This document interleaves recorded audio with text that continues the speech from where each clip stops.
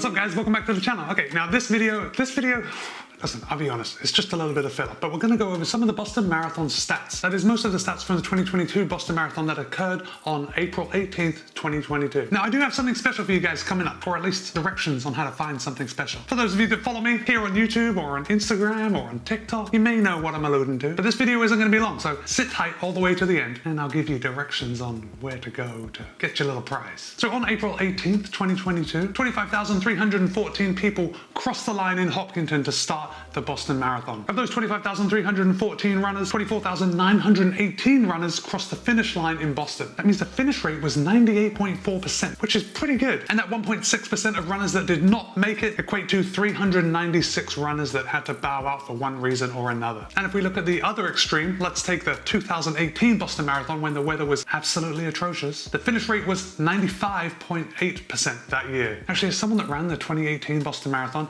I think a 95.8% finish rate is actually surprisingly good. The winner of 2022, Evans Chebet, who crossed the line in 2:06:51 to win this year's race, he actually had a DNF at the 2008 running of the Boston Marathon. Clearly, he came back to redeem himself this year. As you already know, Peres Jepchirchir won the women's division in 2:21:01. And I gotta say, that was one of the most astounding finishes I have ever seen. I'm not gonna spoil it by telling you what happened, but it was a pretty tight race coming down Boylston Street. And I highly encourage you to Google the women's finish of the 2022 Boston Marathon so you can watch the finish. Absolutely incredible. And these athletes put in the work for a good reason, because the prize money at the Boston Marathon is quite substantial. The winners of the open division each get $150,000 prize money. And if they break the course record, they get another $50,000 on top of that. And if you were wondering, the men's course record for the Boston Marathon is 2:03:02, which was run in 2011. And the women's course record is 2:19:59, run in 2014. Consequently, 2014 was actually a pretty good year for me running the Boston Marathon until mile 25 when I actually broke my hip. And I think I finished the race that year in about 3 hours and 13 seconds. But until mile 25 when I really had to slow down, I was on target for running a course record for me, a personal course record. But you know how it goes, sometimes things go sideways, nothing we can do. That was a little bit of a tangent, but back to prize money. In the open division, second place runners are awarded $75,000 each, third place are awarded $40,000 each, and fourth place gets $25,000 each, and then the prize money goes down from there. The wheelchair race was also a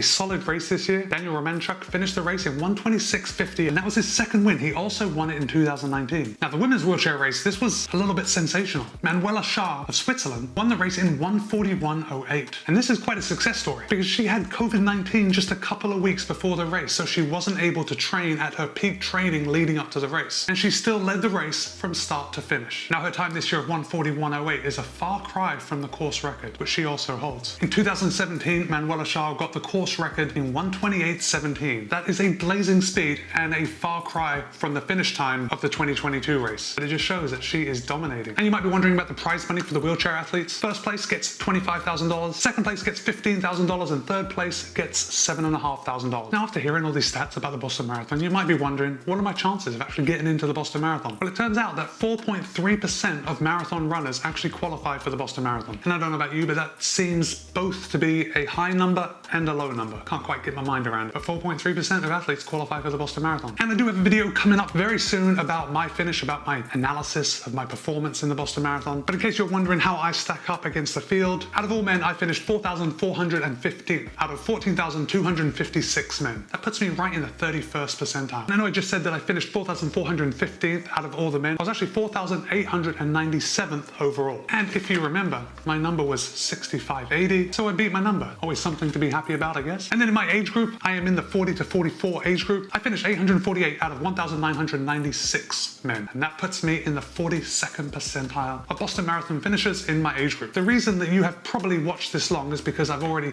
told you that I've got something coming for you. Well, as you know, I do like to film. Usually bring my camera on most runs, definitely on most races, and the Boston Marathon was no exception. You might have seen my videos leading up to the race, and the Boston Marathon does discourage the use of GoPros or any such cameras while running the race, and they do say that any footage captured of the Boston Marathon is for personal use only. So with that in mind, my video of the Boston Marathon is not going to be made public. It is not going to be searchable. With that said, you are one of my closest friends. You watching this right now. And if I'm honest, all your friends that I may not know, that may be future subscribers that you may want to send send my videos to, I also consider them my closest friends, personal friends. You know what I'm saying? So although my video is not going to be made public, it is not going to be monetized, I am going to make it available if you have the link. So right now, I am going to place that link in the show notes of this video. And when you're done here, I would love it if you just scroll down, drop a comment, and click on the link. Click on the link to my race vlog of the 2022 Boston Marathon.